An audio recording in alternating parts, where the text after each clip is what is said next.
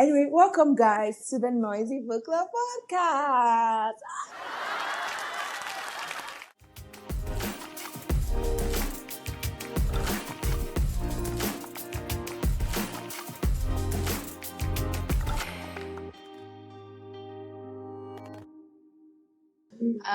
Welcome to the Noisy Book Club podcast, and I am your temporary host, Doopsy. Woo! Today I have with founder in chief. Today I have with me someone very, very special to the show. You guys already know who this is. His name is the one, the only Ben. The crowd is growing wild. The crowd is shouting. The crowd is shouting. The crowd is going wild. It's going wild. It's Can you going hear wild. them? Ooh. Can you hear the crowd? The crowd is shouting. Can you hear The them? crowd is Period. shouting. It's shouting. Anyways, you guys, it's so amazing that we're here today to talk about books. I am usually, the guest, and Benny is always the host. But we're here to celebrate Benny as author Benny. So today we don't have host Benny today. We have author Benny in the room with us today. So can I get a what? I wish this was like a radio show where you could like press those buttons. Exactly. Just make producer. Can we have those? Yes. If you are listening to this show, thank you for tuning in to today's episode of the Noisy Book Club podcast, the best podcast in the whole entire world, the galaxy, and the Milky Way. Thank you all once again. Please make sure that you're subscribed to this show, you follow us everywhere you're listening, you leave a comment, and you share today's episode. So if you're asking why the hell do we have author Benny and not host Benny, it's because of something so amazing. We're here for Ponmo Is a Bird. Benny contributed to Ponmo Is a Bird that has no place in a cultured culinary sky, or Ponmo Is a Bird for short. You can get a copy of this anthology any bookstore near you or on noisystreets.com/shop. So make sure you grab your copy today. This book is an amazing collection of December love stories written by amazing writers all across Africa. Today we have a writer that is based in Abu Dhabi. Where are you from again? Kaduna. Where are those your ends? Kaduna based. We have a Kaduna based author today. So, we're giving diversity. No. You are still Kaduna based for all the, for this story. You are Kaduna based. Okay, let me read your bio. Make sure you look very serious whilst I read your bio. Benedict Wilred is a 23-year-old writer based in Lagos, but that's a damn lie. He's in Kaduna. His debut work, Rewards, earned the inaugural Eco Africa Award. Period. He's giving award winning. He spends his waking hours managing a book club, and instead of sleeping, he can be found immersed in the wicked musical soundtrack. After a creative hibernation, he returns with a new kind of love story. For Ponmo Is a Bird that has no place in a cultured culinary sky, and other stories. Let's give it up for Benny. We wanna party. Okay, let's get to this story and let's be serious. Let's know why we're here. What are you here for? The flaws like we do. Why did you choose to tell this story? Why did you choose to tell?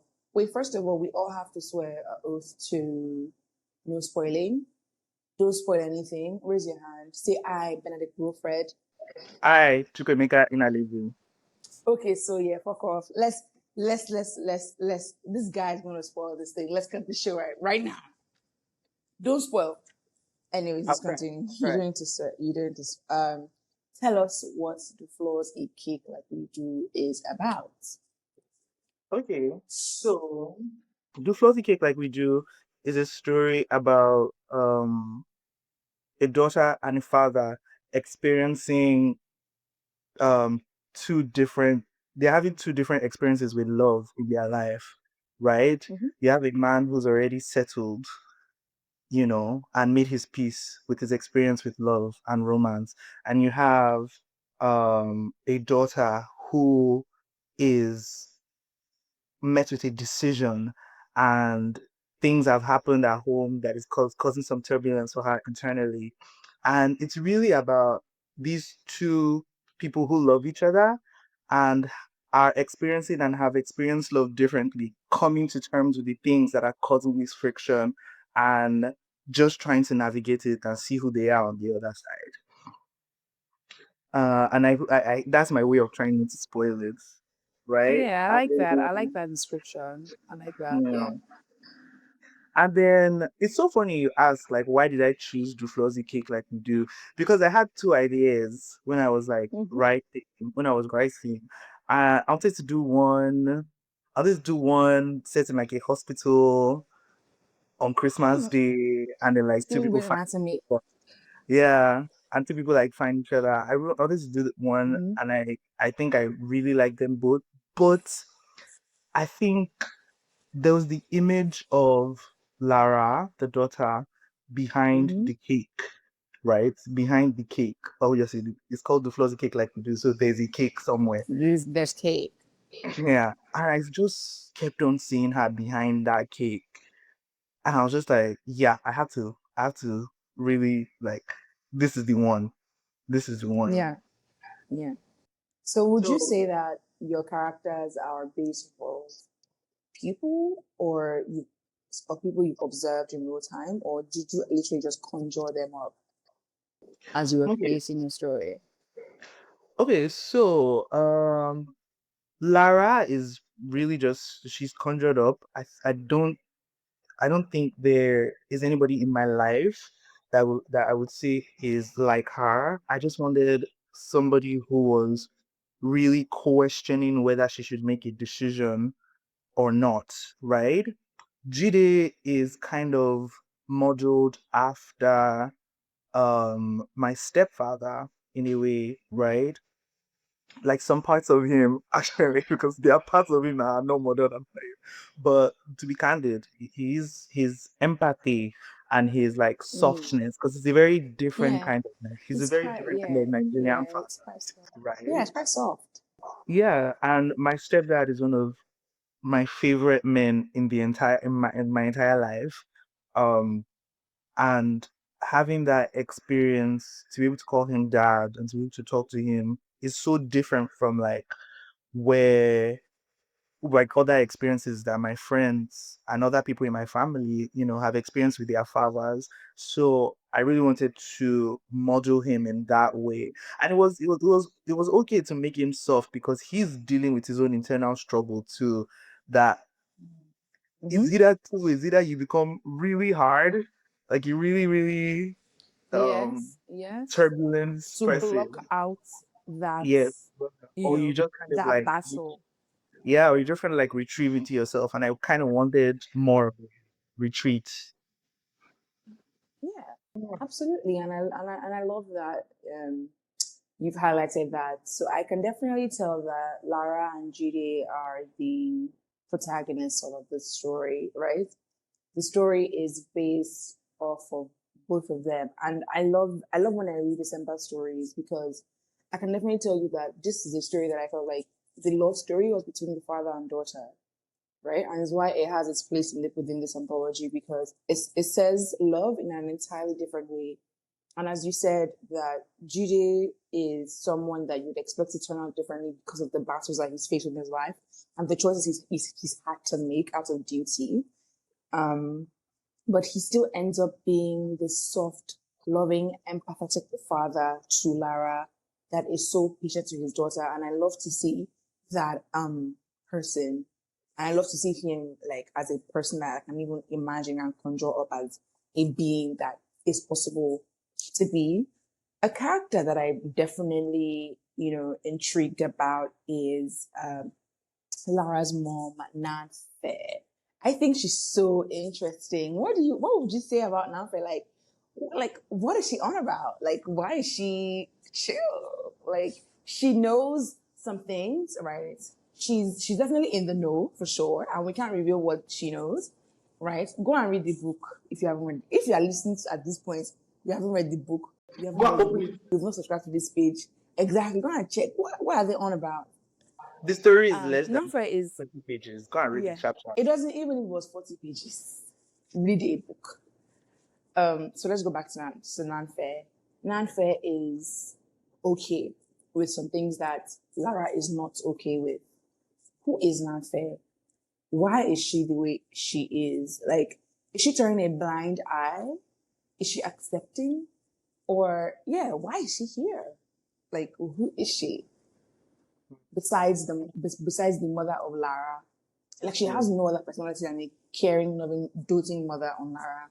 So, I love when people ask me about Namjay because to me, I think she's the most interesting character there. She had a very short supporting role, but Yeah. I love her so much. So she wasn't modeled after someone that I know. More so, like there's a certain type of woman, right, that kind of also makes peace with the situation and sees the best parts of it, and Yeah. Yeah. this book talks a lot about duty.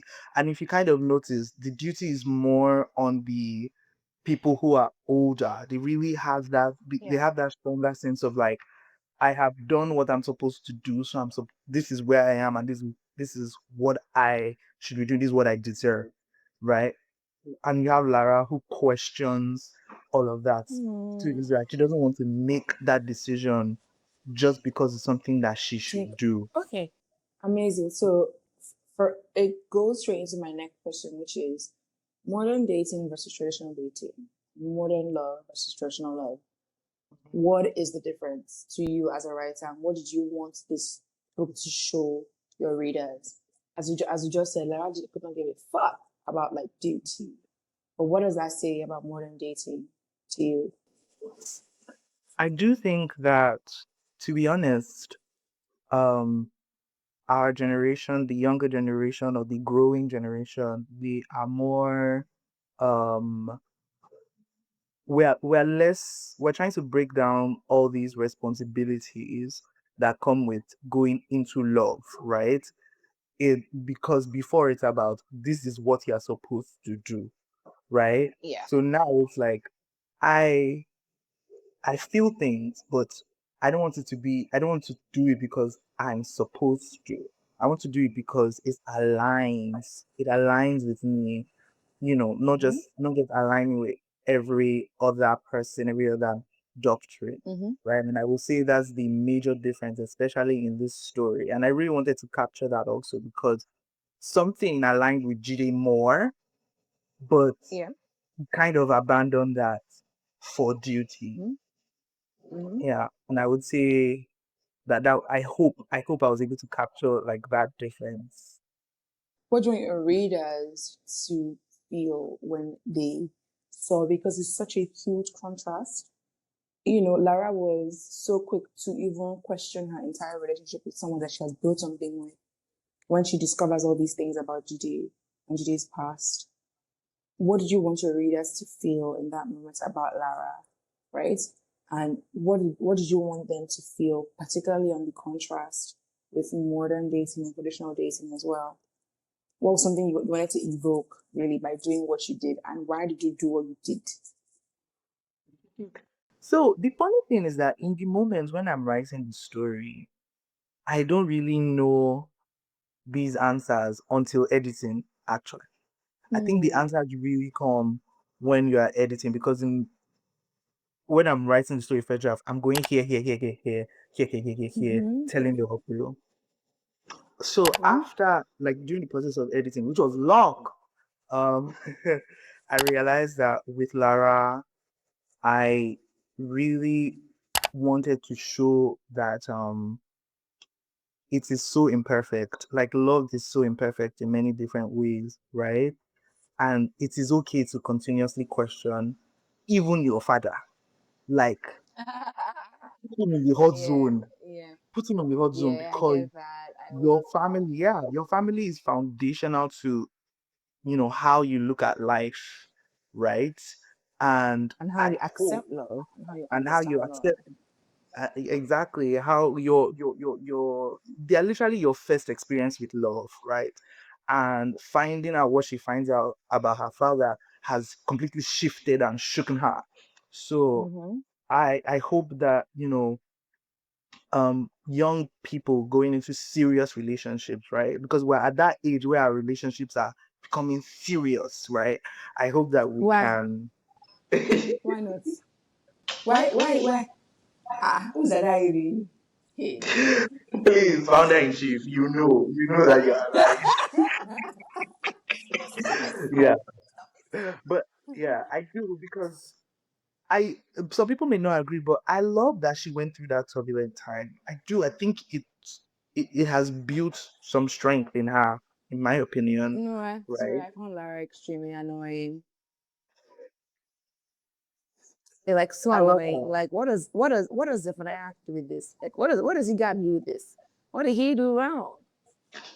Like, And it's sometimes, giving, sometimes it's I love giving, her. it's giving anxious attachment, and just to avoid that. Like, Definitely. I was No, just thinking, definitely.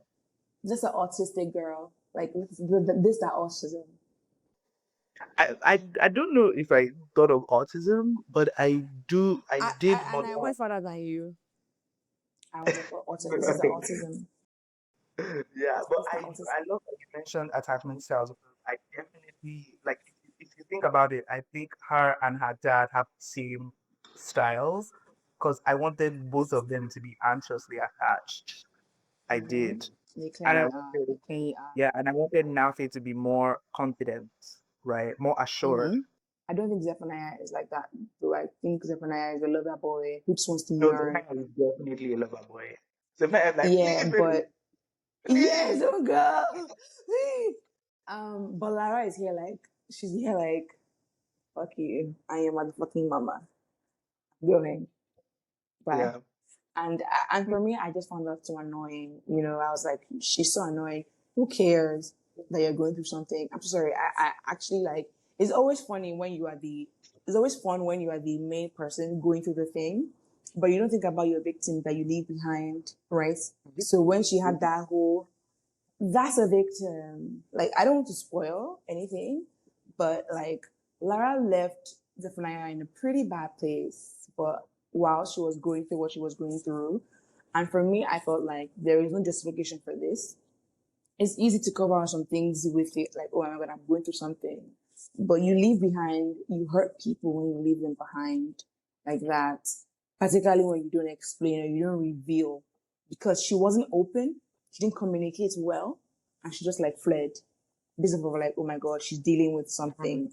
Open your mouth and communicate and let them know Lara doesn't know how XYZ is happening. Yeah, she doesn't know. She doesn't, her mouth is not good as well. Like she doesn't have to. And like I love it.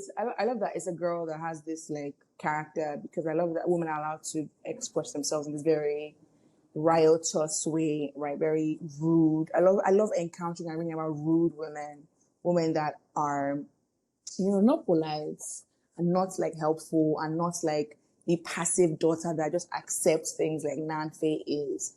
I love a rude daughter and I love a daughter that is like, I'm gonna pour the cake on the floor so the floors will eat cake. That was like a spoiler, but like if you need to read the book, let me ask you something very serious right now, and I want you to be so serious. I want you to like genuinely answer from the bottom of your heart. Wait, what? Wait, why are you no, panicking? I'm trying not to laugh. Wait. No, it's actually no. It's actually like a very. I actually thought about this so deeply, and I spent like a lot of time reading this. And when I'm talking to authors, I like to like actually ask them these questions because for me, it just reveals something about their writing process and their thought process to whoever is watching or listening. So, like all banter aside, all jokes aside, Ariana Grande or Brandy? Um, hmm, I reserve my There's a wrong comments. answer. No, no, I no, no, no. reserve my You must comments. answer all of No, this. I reserve my comments. Ariana Grande. What? Why? This or that? Ariana Grande or Brandy? Let us know. Wow. That I bar like answer. Question Hennessy. who by? I like Hennessy. I'm not a brandy guy. I like Hennessy. That's what I would say. Why are you not straightforward? This is the thing about men. Ariana Grande or Brandy? This is going to be on the internet. Like this is going to be with me And forever. I'm so be scared. who you are. Answer your question and let them know let the black community know where you stand. Um, I'm sorry, Ariana. Ariana. I'm so sorry. I'm so Ariana, sorry. Ariana, Sorry. I'm so sorry. Brandy, After Brandy, my after girl. Me, this, I will after pick you. Brandy, I'll pick you. Brandy, I Brandy, love I will pick Brandy. you. I love Brandy so much. I love Brandy so much. Even though there's no musical element in her story, there's a lot of mention of Sarah Maika's independence. Why? Why did you use that? Like, why did you mention that book? Why Sarah in the first place? It's quite an old book.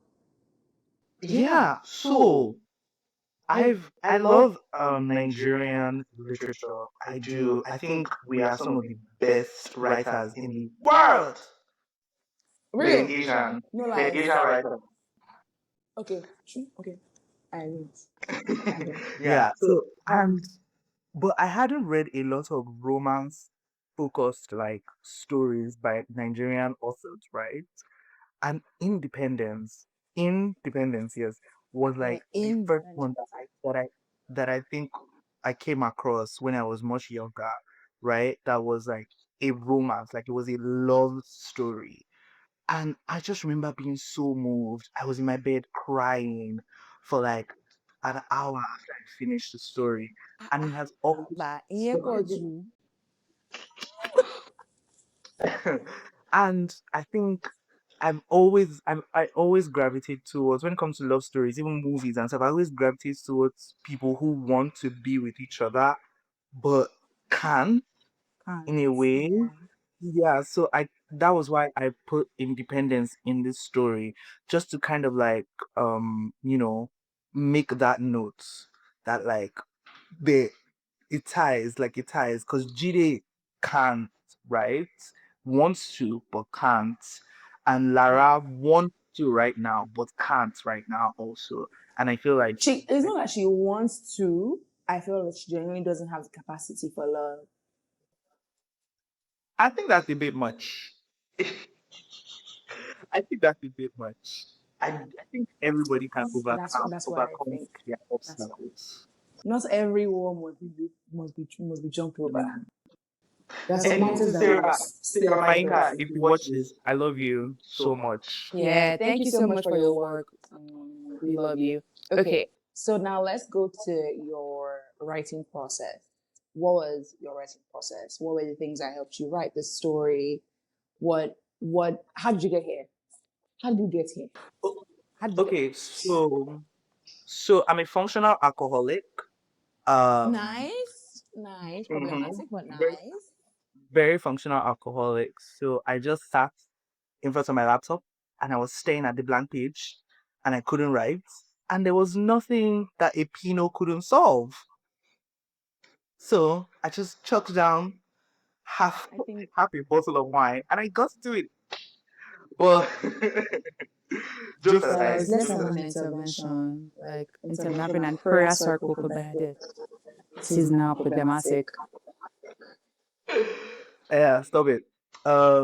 I will take the intervention actually. But jokes aside, um, it started with the visual, like I said, it started with the visual of Lara behind the cake, and it was repeating in my mind for a couple of days, and then it started to expand, seeing the banner, seeing the parents, and then I knew that I wanted to go back in time because obviously it's a December love story, and what happens in Dirty December is that people come back from the diaspora to home, and I was just like, this has to take place like the Dirty December element has to come from like before. I just want to get like a small glimpse of what happens in the Mm, past. So that whole I love that. visual, I love that. Yeah, I love yeah. that. So that whole visual was dancing around in my mind. And there was one day that I was on my way to work and I saw the National Theatre like Surulere on this work and I was just like, Mm-hmm. that has to be like it has to be a part. Like Yeah, it has to has to be come a in part. somehow. Still, the process is literally just I love playing with like my mental mood board and just developing the story because I love movies. I love watching movies a lot. And so I look at it visually. And then when I sit down in front of the laptop, I just honestly start with what I have pictured. So one of Enjoyed the in your first life. things is Yeah. playing. Yeah, one of the first things that came was just like the scene of her behind the cake and how it happened. And then I shoved Yeah. that away somewhere. I shoved that away somewhere and then like I start to build on who Lara is. Like I was like, okay, yes, anxious attachments, but I didn't just want it to come from nowhere. So it came from her dad also. It's Yeah. two Correct. different emanations and eliciting of the anxious attachment styles, but it's still Yeah. anxious attachment. I also wanted to mention that Nanfe, like I said, is modeled after a type of woman, right? Like a genre of woman, not a specific woman. Yeah. But shout out to a friend of mine that I made in Kaduna whose name is Nanfe, who read the original 7,000 word um first draft unedited. And I told her, hi Nante, there's a character in my story that has your name. I hope you like his story. So Amazing. mm, I love hearing that. So you've mentioned many characters, and we have our four main baddies, five. We can't mention the fifth person because that gives away many things. Um, who was the hardest character for you to write? Whose story was the hardest in this to write and to create for you? I would say it was really Jide and Jide's Yeah, almost. the character. Yeah, Yeah, yeah. I love that. yeah, Just would have been yeah. if. Yeah. Jide's would have been. I think that was really hard to write because it's very tricky and especially the dialogue between them because we see it from just Jide's perspective, so we don't really hear Jide's um could have been talk a lot, right? Yeah. And that was intentional for me. I wanted I wanted that character to feel like a shadow, like a lingering, very present, very here, but you don't Yeah. really get to hear them because why would Jide tell you too much about them when what Jide wants you to hear the most is duty, duty, Yeah. duty, Yeah. right? Yeah. So I needed that character and I needed the two of them to have something beautiful, but also I wanted it to feel very distant, right? I wanted as pretty as it felt, I also wanted there to be a disconnection, like you are watching it through a old television with very like with cracks in it, right? And it was really hard to navigate that balance. Like, how do I not give too much away, but how do I give enough that keeps it titillating? And how do I let the people who are in these situations in real life understand that I write this not to write another sad story, but to just say that like this is this is the truth. This happens. This is the truth. This happened, and I'm so sorry. I'm so sorry that you have to make this choice. But I hope I've done you justice. Okay, Okay. so So I I love love that that you you were were intentional. intentional. I I love love that that you're you're intentional intentional about about crafting crafting Judy's Judy's almost almost in in a a way way that that the the reader reader almost almost never never hears. hears. We We never never hear hear from from the almost, right? right? We We never never hear hear about about this this person person that that could could have have been been and and what what could could have have been, been, and and we we only only hear hear of of them them through through Judy's Judy's mind. mind. And And that that is is intentional intentional because because duty duty is is Judy's Judy's core. core.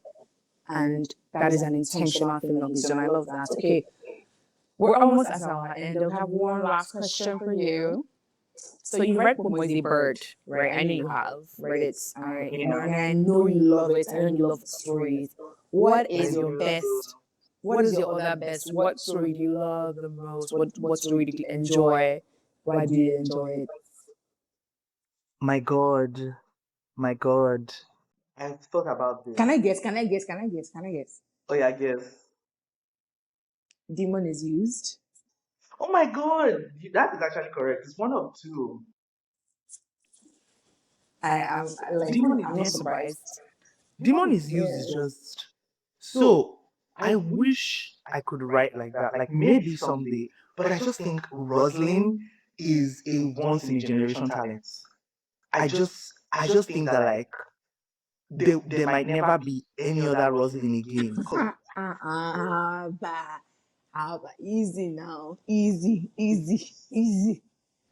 No, so it's one or two stories. Rosalind's story, Demon is used because when I was reading it, I felt like I was dancing in water, dancing in shallow water.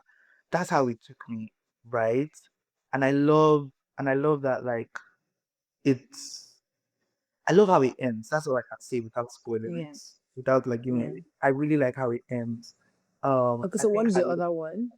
yeah, the other one is of December Past Of course, because I also knew yeah, that. by Jessamel Williams. Remember the Jessamine. name? Jessamine. Remember the name? And yeah, I really like that story because it's funny. I know people might not think it's funny, but I think it's funny. I think being in that situation and realizing the situation that you were in, I would just start laughing. I would just laugh. But I also loved the dialogue between the two characters. I think I'm envious of writers who are really, really good at natural dialogue like that. So those are the two stories. Okay. So why don't you tell the reader why they should, or the listener today, why they should get this book? Why they should get the book? Yeah. Tell them why. Yeah. Okay, so Ponmo is a bird that has no place in the cultural culinary sky. Is a very interesting book to have on your bookshelf because somebody can come to your house and be like, "Ah, what was this?" And then you get to say, "Yeah, Ponmo is a bird that has no place in the cultural culinary sky."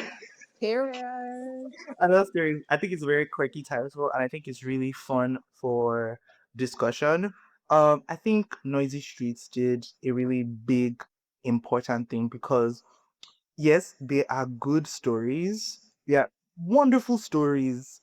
But these stories take place across different countries in Africa. West Africa, Southern Africa, East Africa. Eastern. Um, It's given African Union. Africa Like, is AU. And ASAU, period. exactly. And it took the concept of what was born in West Africa and opened it up to the entire continent. And I got to experience and travel through this book. I got All to the way from Kaduna, we traveled. all the way from Kaduna, Lusaka, Yeah, and like even something that Nairobi, like that Accra. is known, even something that is known in Nigeria that is known to be a Lagos thing, right? But no, there are stories in Port Harcourt, Kajuna, Jos, you know. Abi. Exactly. And I'm so proud to have my name attached to this. Really, really proud. And my friend is also a contributor on this story. And I just think having this is a true support and a true documentation of a unique kind of story, many unique kind of concepts. And let's keep the ball rolling. We go again this year. Noisy Of Street again course, this year. and period. And I just wanted to say as well that we're all really proud of you. For you guys that don't know, Benny works at Noisy Streets, but he was extremely busy whilst he was writing his story. But he managed to put together this excellent story in under 2 weeks. And yeah, we're Yeah. all really proud of you. We're proud to read your craft, and we hope that we see more from you. You are also a once in a generation talent. Your mind conjures very beautiful stories, and I hope that you keep sharing it with the world, and we, get the privilege to read your work. All right, guys, we are through with today's episode of the Noisy Book Club podcast. Thank you for tuning in. And I'm sure that if you guys are still here at this end, you must love us. Thank you for the love. We appreciate it because we've just yapped on and on. But I hope you see and you've enjoyed today's show. Don't forget to like, subscribe, to share the episode, to comment, to follow. All the things that you have to do. Make sure you do. Tell your friends about Ponmo Is. Get a copy of this book. It is truly, truly, truly the best December anthology in the entire world. Like nothing is topping Ernest's work. Oh, exactly. This was illustrated. This was designed. It was all put together piece by piece by the amazing team at Noisy Streets. So yeah, get a copy today, guys. And I will see you guys in the next episode. Bye. Bye. Thank you so much.